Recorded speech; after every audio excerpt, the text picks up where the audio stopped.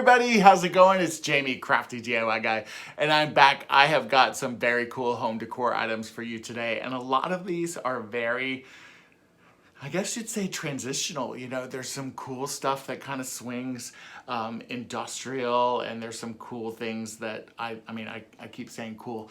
There's some stuff that is kind of more, you know, I could maybe see it leaning farmhouse. I could maybe see leaning nautical.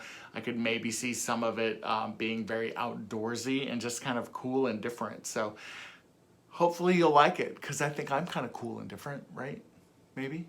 I don't know. Anyway, hey, if you are one of my new subscribers, thank you so much for being here. I truly appreciate you guys joining in on the fun. Also, if you are one of my OGs, one of my long-term subscribers, my long-term friends that have been with me since the very beginning, thank you guys so much. I truly appreciate you being here and sticking around with me as well. And then lastly, if you are a person that just kind of stumbled upon the channel because YouTube recommended you to me, thank you. I really appreciate that. And, you know, hopefully you'll join in on the fun with the rest of us. So rather than me rambling along, let's just get to the projects.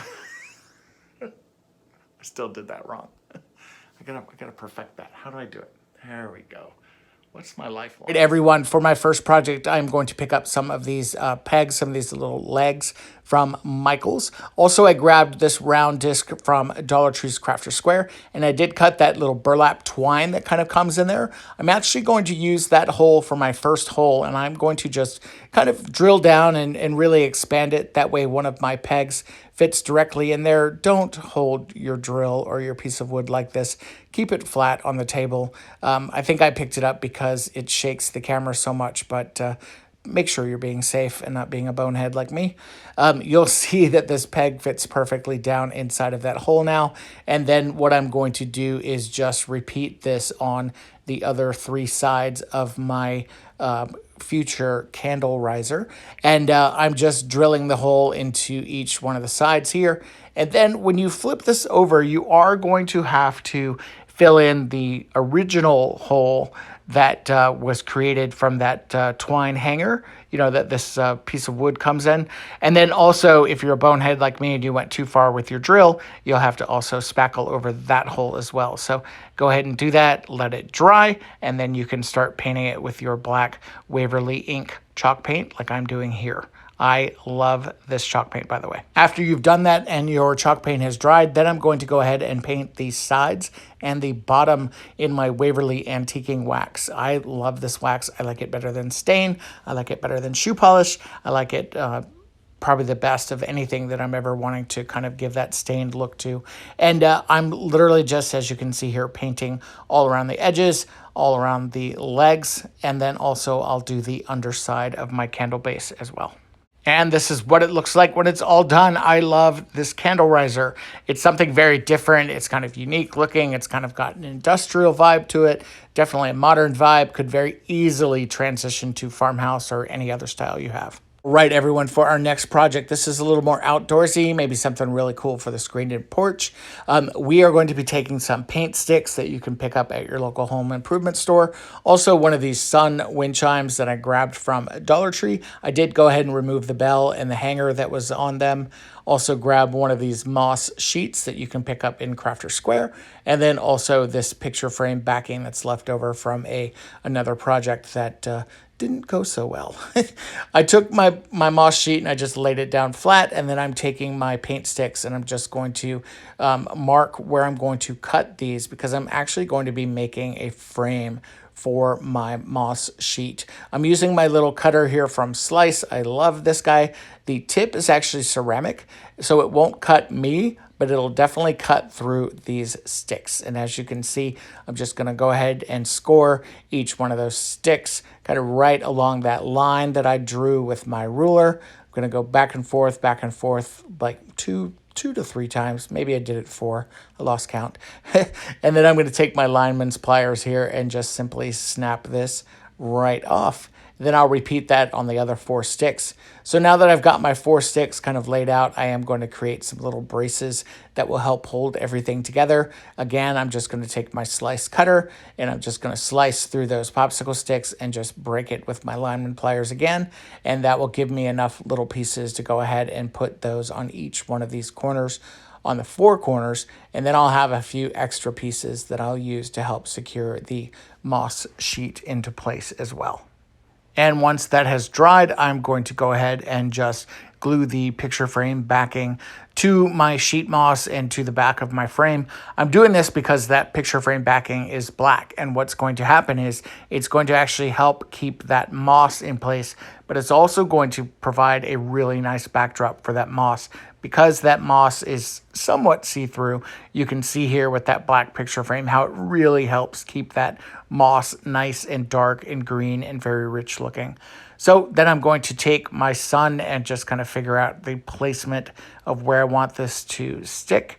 And what's really cool about this sun is that because it does have some flat areas on the back of it, you can use that really as your guide to just glue that directly down to your moss sheet, kind of like I'm doing here. Everything was dry. I went ahead and just created a simple picture hanger on the back just by gluing some twine down. I did go ahead and just kind of tuck it under the corner there, the edge rather of the picture frame itself. That way I had really good contact.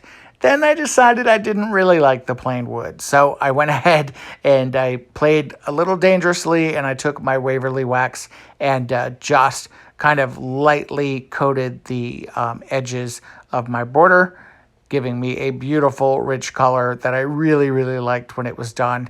And this is what it looks like hanging inside. I'm going to create 4 of these, and they will be out on my front porch on a wall that I have out there that's kind of plain and boring looking. So what do you guys think? All right, for our next project, I'm actually super excited about this. It's a Pottery Barn dupe. I am going to be making a very large mirror with a lot of nautical rope.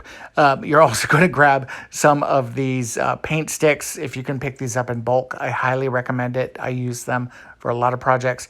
A round Dollar Tree mirror and this Frisbee from Dollar Tree. So go ahead and take your Frisbee and you're going to chalk paint it. You're just going to do it on the one side though. I went ahead and just painted mine in my favorite paint, the Waverly ink chalk paint. I love this color. It's so rich, and it covers really well also.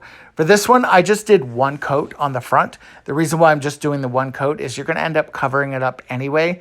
The black paint is really just to kind of add some texture. Then you're going to take your paint sticks and you're going to trim them down. Basically, you're wanting to make a crisscross along the middle of the Frisbee, and you'll see what I mean in a little while.